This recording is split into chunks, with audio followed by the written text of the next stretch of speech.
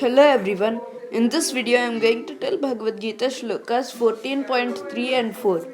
In the previous shloka, Lord Krishna told Arjuna that by becoming fixed in that knowledge, one can attain to the transcendental nature like his own, and that thus established, one is not born at the time of creation or disturbed at the time of dissolution. Let us begin with these shlokas.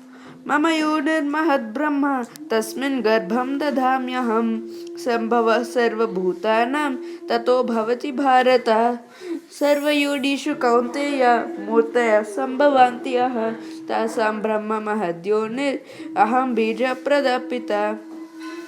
The meaning: Mama, my, Yonihi, source of birth, Mahat, the total existence, Brahma, supreme, Tasmin, in that, Garbham, pregnancy, Dadhami, create, Aham, I, Sambhavaha, the possibility, Sarva Bhutanam, of all living entities, Tataha, thereafter, Bhavati, becomes, Bharata, O son of Bharata.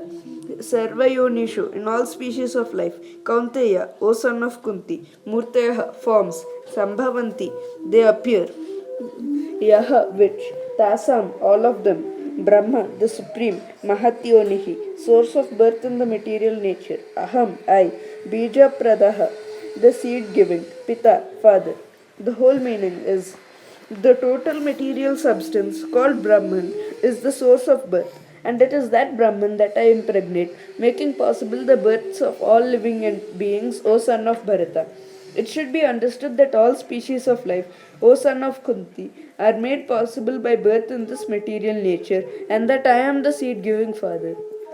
Srila Prabhupada explains these two shlokas.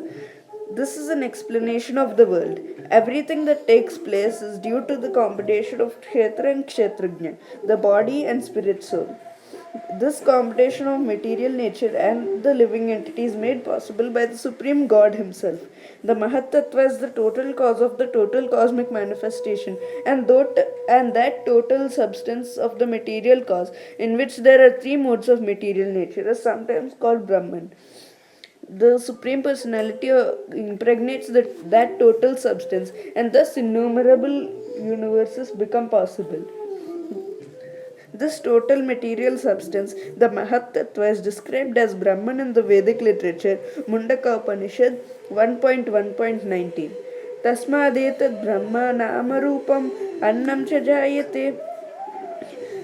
The Supreme Person impregnates that Brahman with the seeds of the living entities. The 24 elements, beginning from earth, water, fire, air, are all material energy, and they constitute what is called Mahat Brahma, or the great Brahma, the material nature. As explained in the 7th chapter, beyond this there is another superior nature, the living entity. Into material nature, that the supreme nature is mixed by the will of the Supreme Personality of Godhead, and thereafter all living entities are born of this material nature. The scorpion lays its eggs in piles of rice, and sometimes it is said that the scorpion is born out of rice. But the rice is not the cause of the scorpion. Actually, the eggs were laid by the mother. Similarly, material nature is not the cause of the birth of the living entities. The seed is given by the Supreme Personality of Godhead, and they only seem to come out as products of material nature.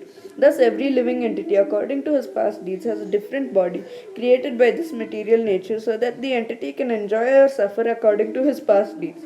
The Lord is the cause of all the manifestations of living entities in this material world. In this verse, it is clearly explained that the Supreme Personality of Godhead, Krishna, is the original father of all living entities. The living entities are combinations of the material nature and the spiritual nature. Such living entities are seen not only in this planet but on every planet, even the highest, where Brahma is situated. Everywhere there are living entities. Within the earth there are living entities, even within the water and within fire.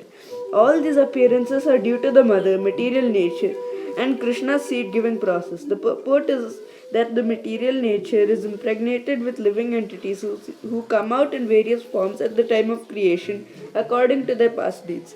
Thank you for watching, and I will tell the next shloka in the next video.